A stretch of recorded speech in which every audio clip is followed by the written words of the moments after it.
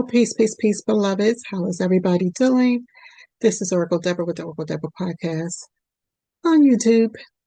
Um, Today, well, before I get started, please like, share, and subscribe. And thank you for all of your engagement, viewing my videos and all that other good stuff. It's starting to pick up traction again, and I'm having to tweak things to kind of get in the rhythm of the algorithm. So, just thank you for helping me out.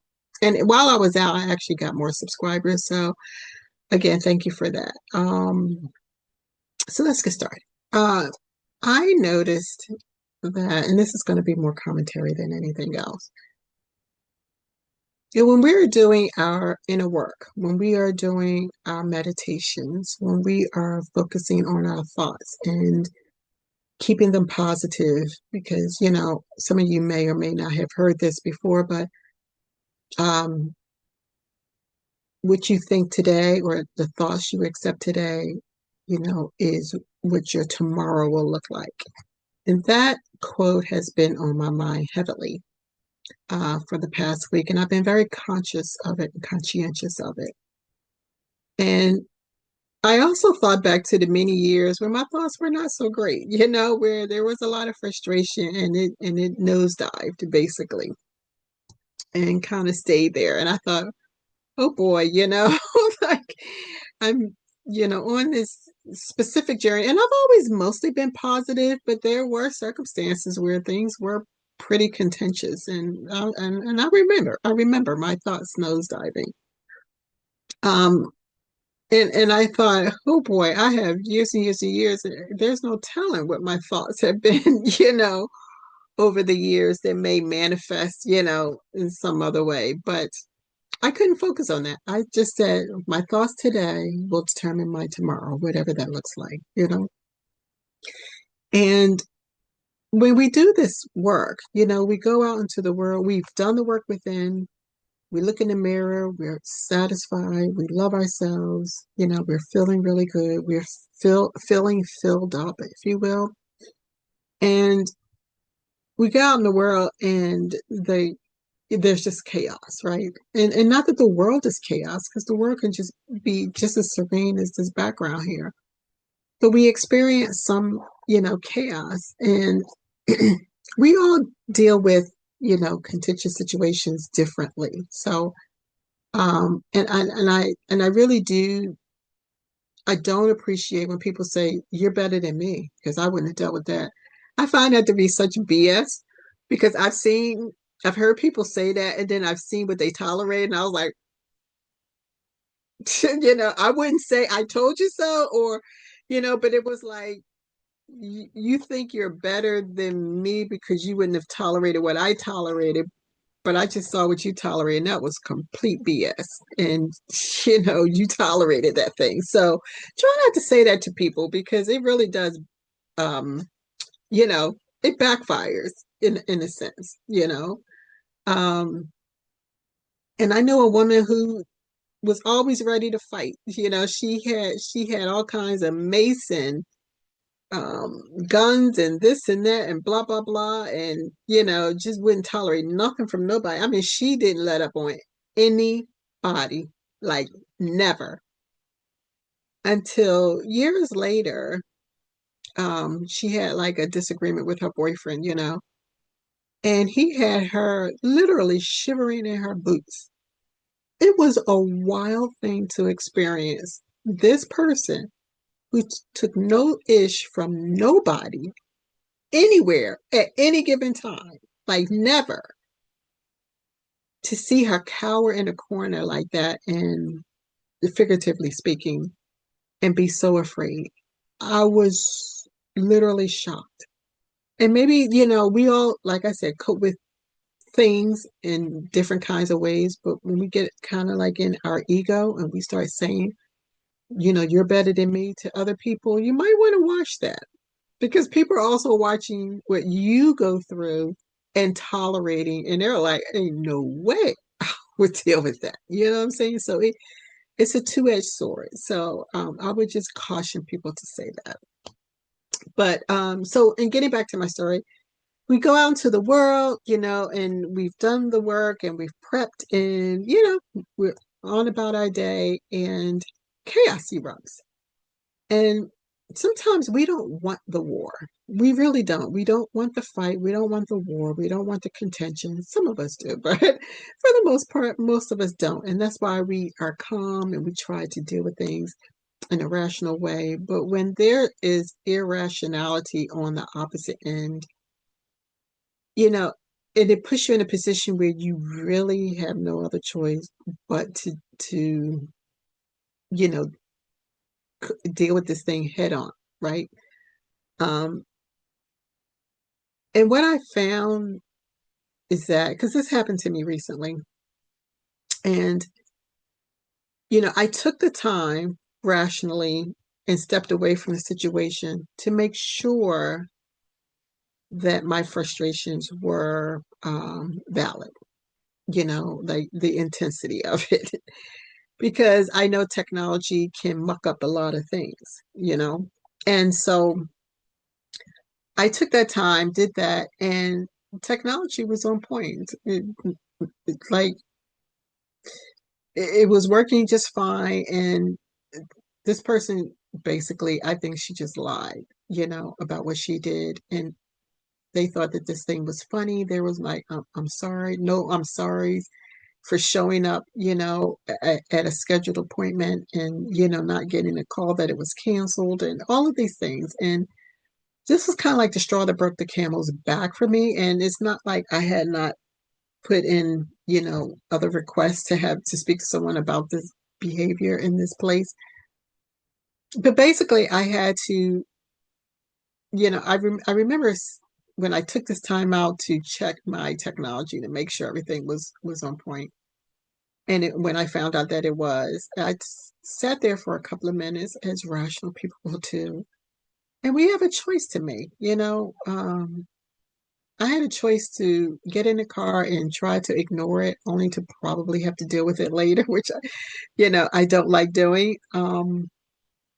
or deal with the same thing head on, since I was still, basically in the vicinity of this place. And that's what I did. And then, long story short, I didn't get compensated for my travel or anything like that, but they made arrangements to reschedule the appointment as soon as possible.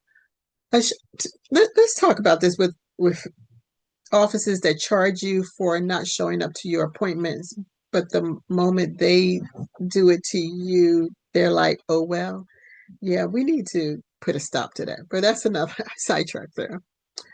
Um, Now on top of that, I was like, okay, fine. And then, I was able to basically express my discontent on a lot of levels and get very direct about, you know, the persons involved and things like that, and other things that were going on. And the person, you know, understood what I was saying more than I than I knew. And there were things happening, taking place in the office that um, was not isolated to me, even though I'm not a part of this particular office. I'm just a client. And those things came out. And then the person was able to offer me a different option, moving forward. And even that took some time and, to be on the spot. And, I could have said, let me think about it, let me see.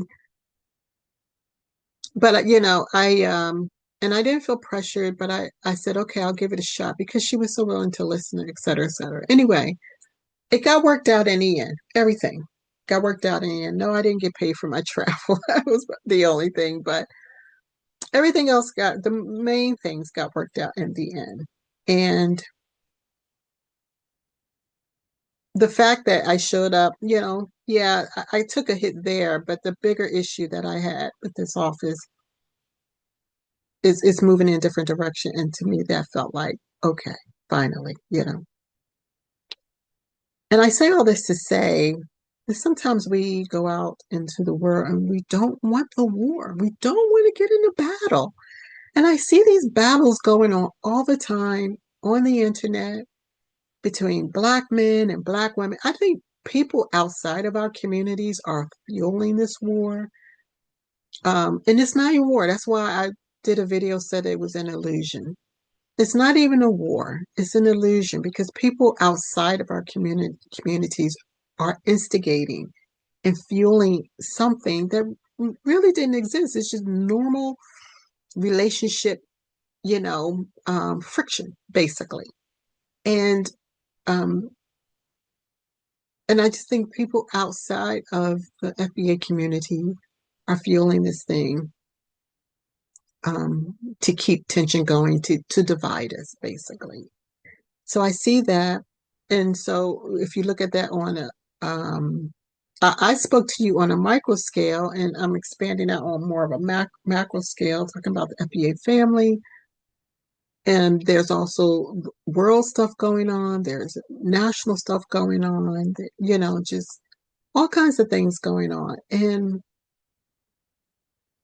what I'm saying is like sometimes you don't want to deal with this stuff because it's like it's just too messy, it's too dramatic. I don't want the drama. I just want to avoid it, basically. You just want to avoid this whole thing because rationally it doesn't make any sense. It puts you in a situation where you may be repeating patterns that you're trying so hard to break.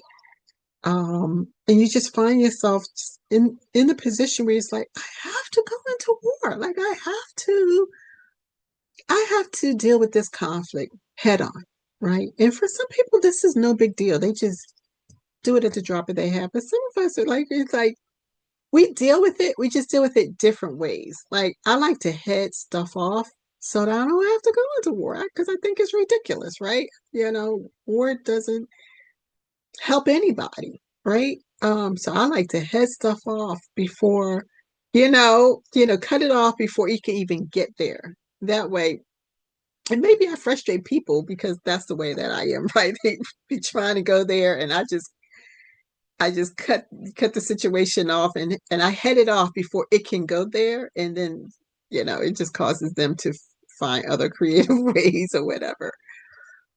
But the point is this: if you have to do that, you find yourself like, I'm gonna do this. This is for me. I'm fighting for me. I'm standing up for me. I'm standing up for my family. I'm standing up for my community. I'm standing up for the women in our children and our elderly, whatever. Like, um, I will say this: the work that you did not go to waste. The outcome is going to work in your favor. It's just that you're dealing with real time. You're not. See, for me, like I'll sense because I'm so intuitive. I'll sense things, and then I'll make moves and be like, I think this is going this way. And sometimes I project. Yeah, I think we all do, but sometimes most times I'm on point. I know there's something going on, and so I make moves to, say I don't. No, that's not. I want to keep my peace today. Kind of thing. I like my peace. But peace can cost if you avoid things at the cost of peace. Sometimes the only way to get to peace is to deal with stuff head on, is what I'm saying. And so what I'm saying is if you're on the right path, you're in tune and aligned with your higher power in communication with him or her every day, then I guess it boils down to faith. It's a faith thing. It's like just know it's going to work out in your favor. You know what I mean? Um, and the more that part things are going to work out in my favor is at the front of the mind, the more calm, you can be in dealing with the situation. You won't go so far off the rails or crash out so much because at the forefront of your mind is, oh, this is going to work out in my favor, but I need to address it like right here, right now, kind of thing. So I just wanted to share that part with you. Again, I know we are just dealing with a lot of chaos in the world. People are doing weird things. Like their behaviors are weird.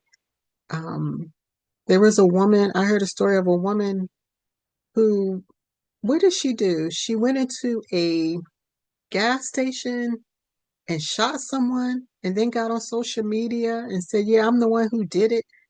And then they caught up with her in another state and, just wild things. And honestly, it makes me wonder if some of this stuff is triggered by technology or, that thing that a lot of people got back in 2020, you know what I'm saying?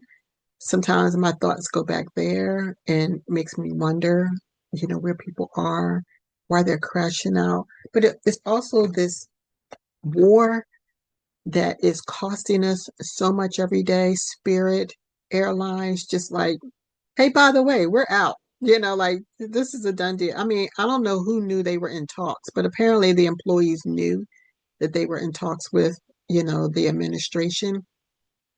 And then they got word immediately, like, it's a done deal, it's a wrap. And so for a lot of us, it was like, wait, what? We didn't even know they were in talks for a bailout. So yeah, I just feel like, there's just so much going on. And people have a lot of theories as to why Spirit Airlines went down, I don't really have an opinion on it one way or the other. And some people talked about um, it wasn't that great of an airline. Some people talked about it from a spiritual point of view. Like, I really don't have an opinion one way or the other. It was just shocking. There's like, this is an airline that's been around for 3 decades or, over 3 decades. And it just, one day it says, we can't do this anymore. It's a wrap, kind of thing. So there's that. There's the gas price. There's food, uh, increasing food prices. There's everything's going up. Our services that are normally affordable are no longer affordable, or they're cracking down on contracts, and holding people to the fire, you know, um, on things they would normally, just kind of work with the customers on. It's just weird. It's just a lot of weird things going on. And so I say all this to say, be encouraged because um be encouraged because at the forefront in our minds, we know in our faith that all these things are going to work out. As long as we continue to do what we do, don't let our thoughts nosedive into the negative realm.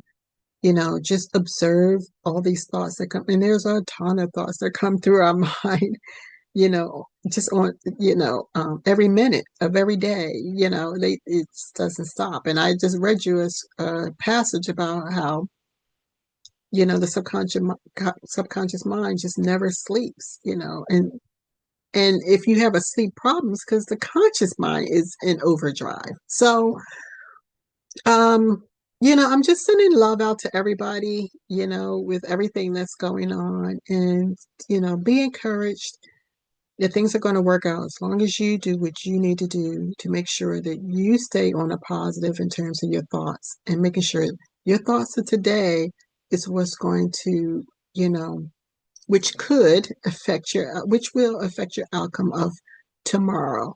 And if you say, well, I thought really good yesterday and things went wild, today, well, just remember it could have been worse, or it could have been just residue from past thoughts. I thought about that when the situation happened to me. It was like maybe it was just a residue from past thoughts that I had that I was when I was nose diving into that negativity, not realizing that focusing on it was bringing me more of what I don't want. That's the key. And so, even with that, doing your best to really stay positive in a situation that really looks bleak, it's really difficult. But when you're doing the work, even though that situation may be the worst of the worst of the worst for you to be really positive about, just know that your work is still going to reap some results, because in your mind you're still those your new beliefs are still going to be running in that subconscious, which never sleeps. And so yeah, I just want you to be encouraged, right? Because it is getting pretty weird out there. I literally was parked in my parking spot. The car turned off, and a person backed up out of a spot across from me and literally just hit me. I had to like blow the horn, like, are you even watching? That you're backing up. Like, did you even see my big old truck just sitting here, kind of thing? So I was in a near accident, just parked. So just stay vigilant about your positive thoughts. That is the best thing in this world that we are living in right now, is to stay really, really vigilant about your thoughts, because that's what's going to get you through. And that eventually is going to, like, you may come home war torn, and feel like you just went through the battle of a lifetime, but in the end you'll know you came out on top, because your devotion to your thoughts, and your commitment to your higher power, and your alignment with him or her, take it as it resonates, you know, um, turned out in your favor. God is always going to be with us. Always. Always, always. Okay? Love is. I love you very much. I'll talk to you later. Bye bye.